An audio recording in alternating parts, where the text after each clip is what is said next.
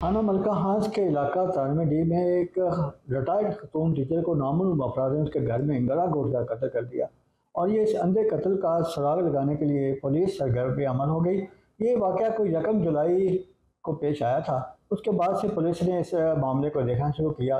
तो मैं इस वक्त मौजूद हूँ डीपो ऑफिस में। तो डीपो साहब से पूछते हैं कि ये अंधा कत्ल कैसे ट्रेस हुआ और इसकी वजूहत क्या थी। थाना मलकान के इलाका 93D में एक रिटायर्ड टीचर जो थी खातून, उसको नामालूम अफराद ने घर के अंदर कत्ल कर दिया था। इस अंधे कत्ल का सुराग कैसे मिला सर?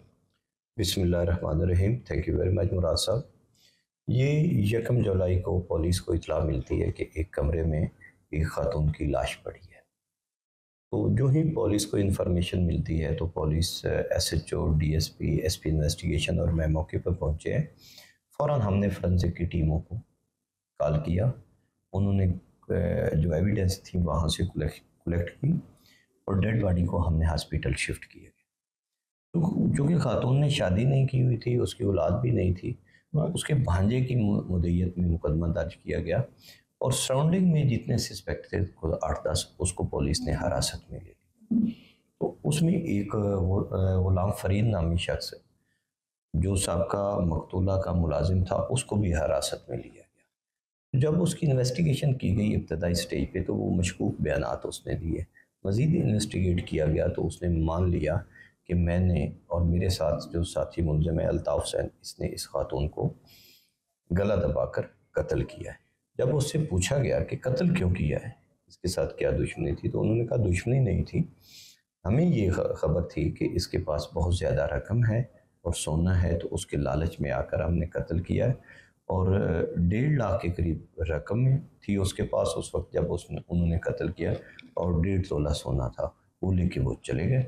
अभी मुलजिम चूँकि मेन जो है गुलाम फरीद वो गिरफ़्तार है और रिमांड पे है, रिकवरी बकाया है, तो वो रिकवरी इंशाल्लाह रिमांड के दौरान रिकवर होगी ओरिजिनल एक्यूज से और वो चालान होगा और कैफरी किरदार तक पहुंचाया जाएगा। दूसरे मुलज़िम की गिरफ्तारी के हवाले से कोई पेशरफ्त? जी, उसके लिए हमने टीम तश्कील दे दी है, मुख्तलिफ जगह पर रेड कर रहे हैं, इंशाल्लाह वो भी जल्द गिरफ्तार होगा। जैसा कि आपने अभी सजा के डीपो साहब फरमा रहे हैं कि खातून के कत्ल में मुलव्वस जो एक मुलज़िम है वो हिरासत में है, दूसरे मुलज़िम को जल्द गिरफ्तार कर लिया जाएगा और इनको कैफरे किरदार तक पहुँचाया जाएगा। मुराद खान आसम, जियो न्यूज़, पाकपतन।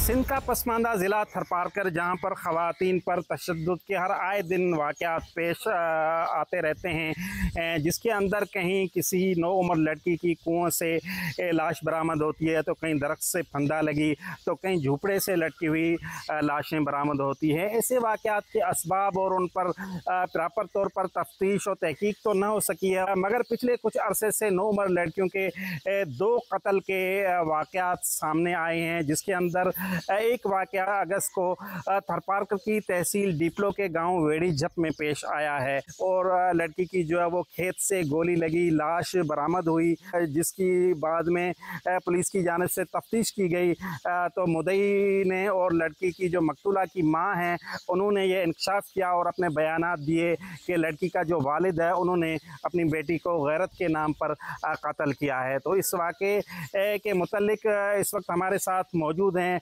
मकतूला की वालदा और उनके मामू जो इस केस के अंदर मुद्दई हैं। उनसे जानते हैं कि इस केस के मुतालिक क्या हकायक हैं और ये वाक़या कैसे पेश आया है। मुझे मोकलें गाह कढी जावे गाह कढ मुझे अचां त फैल थियो बेचारी मिस्किन ख़त्म पेरी मोगड़े मथे मुखे रात लिख दाबा दे लिख मुखे धोता लिख दाबा दे जो हथी मथे मिस्किन जो गुनाह की नहीं। अच्छा, ये जो बता रही हैं ये थोड़ा आप उर्दू में भी बता दें। मैं ये बता रही है कि मेरे को धमकियां दे रहा था, मेरी सच्ची की है तो मैं तुमको भी मारूंगा, मोहन ते हाथ भी घुमा रहे थे तो मेरी हो जा, कहीं किसको भी बताना नहीं मेरा। वो जो वालिद ने कत्ल की तो ये वो वालिद अपनी बीवी को कह रहा था कि ये बात छुपा नहीं है, सच्ची नहीं करनी।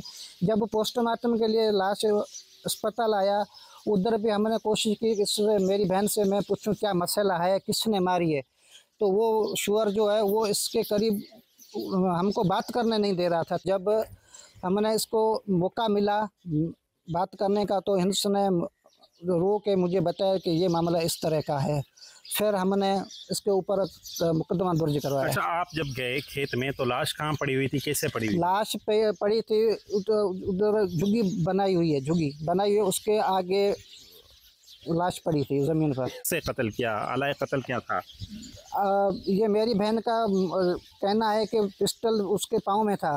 वो जब मैं उधर पहुंची तो मेरा होश हो गया, उड़ गया, मैं ज़मीन पे गिर गई, मैं हाय घोड़ा करने लगी। उसने जब वो मार के छुप गया उधर, करीब छुप गया। जब मैं उधर पहुंची, घोड़ा किया मैंने, तो वो आ गया, मुझे बोला ये क्या मसला है, किसने मारी है ये? वालिद ने बोला? हाँ, वालिद ने बोला किसने मारी है। फिर वो पिस्टल लिया, छुपाने में लग गया पिस्टल को, ठीक है, छुपाने में लग गया। वो वापस जब छुपा के वापस आया तो उसको बोला किसको सच्ची नहीं करनी है। इसके मुंह पे हाथ घुमा कर बोल रहा था कि किसको नहीं बताना है, बताया तो मैं तुमको भी मारूंगा। तो आप बताएंगे क्या वजह क्या हो सकती है? वजह ये हो सकती है, एक तो रेप का भी मामला था और दूसरी ये उसकी शादी की लालच भी थी अपने बाप को। तो मेरी बेटी की मैं कहीं दे के मैं भी शादी करूंगा।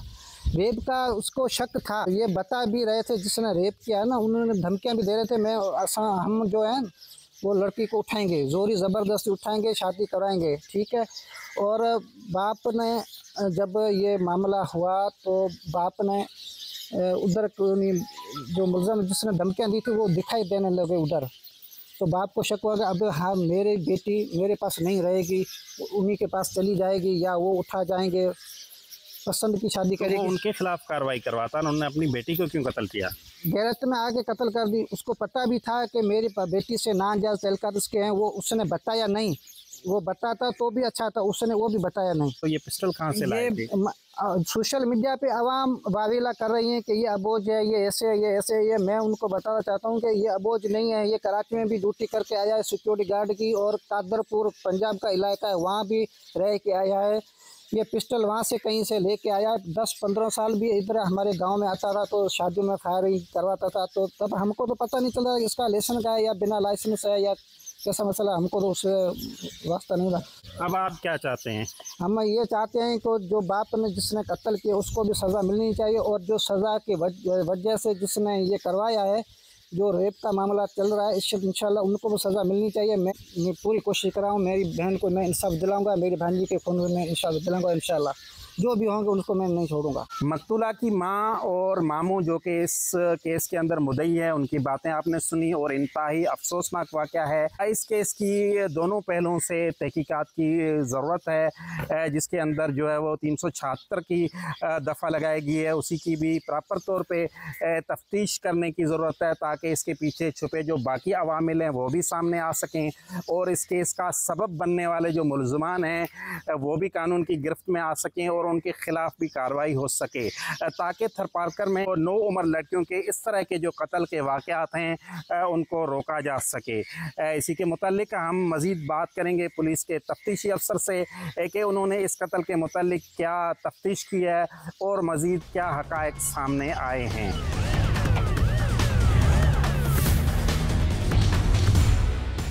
इसी केस की तफ्तीश के मुतालिक जानने के लिए मैं इस वक्त मौजूद हूँ DSP माजिद खान के साथ कि इस केस की क्या तफ्तीश हो पाई है और जो मज़ीद क्या पेश रफ्त हो पाई है। अस्सलाम वालेकुम।